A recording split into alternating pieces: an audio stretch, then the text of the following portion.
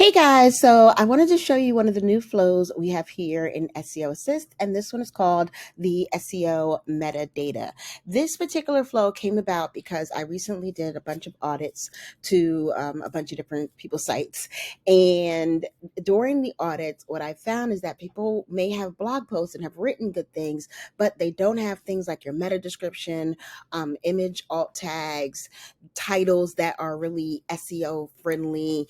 Usually there's some subtitles they can continue to write about. So a lot of the things that under the hood that the search engines look for to help understand what the post is about and what kind of keywords it can come up for and pretty much where to place it in the search engine results. So most of our flows already give you some of this data when you are generating the flow, when you're generating a new blog post. But I recognize the need for people who have not generated their blog post in SEO Assist but still need that data. So this is a very powerful tool that's going to help you with that. So let me start with where to find it. So if you go from your dashboard, go right into write a new blog post,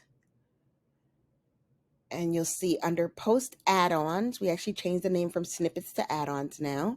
You will see SEO metadata, and it gives you a variety of data. It gives you blog topics, meta descriptions, subtopics, images, and alt text, as I mentioned.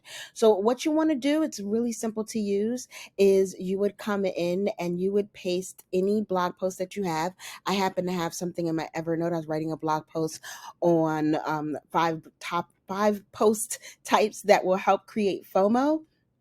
You see, it's not even perfectly edited, but we're going to put it on in there, right? Then you want to tell it who the audience is for. So I'm just going to use my audience I always use, entrepreneurs,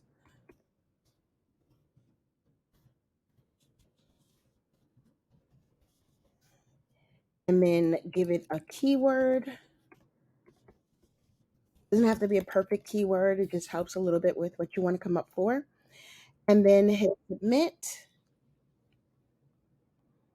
And right now it's reading through, of course, the whole post, going out to the AI with the information that it's collected and creating what will be our results for this post.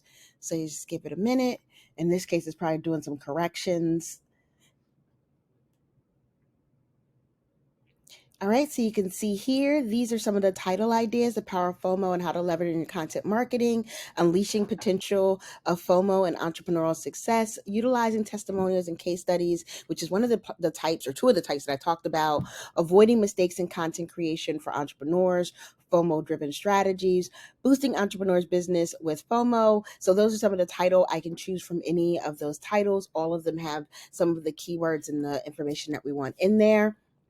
This here is the meta description, and if you don't remember what the meta description is, that shows up. So it does a couple of things. One, yes, it kind of summarizes and tells the search engines what the post is about, but it also shows up in the search results sometimes. So if I wanted to, I was recently doing one of these searches for one of my clients, but this little text right here is often pulled from the meta description. So you see that little text right there. That's usually, and I say usually and often because sometimes there's a little nuances, but for the most part, it's from the meta description. A lot of people like to let the meta description default to whatever the first couple of words are in your post. But in a case where your post may start out with something like a story or something a little bit more, esoteric, not necessarily that's enough to tell what the whole post is about, then you definitely want to put your own meta description, and this is a good way to generate those.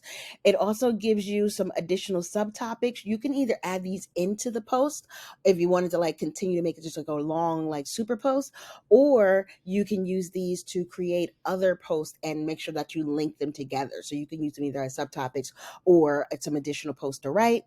And then last but not least, it gives you image and alt text ideas. I don't know if you guys are anything like me, but sometimes I'll do a perfect post and say, oh, what picture goes with this?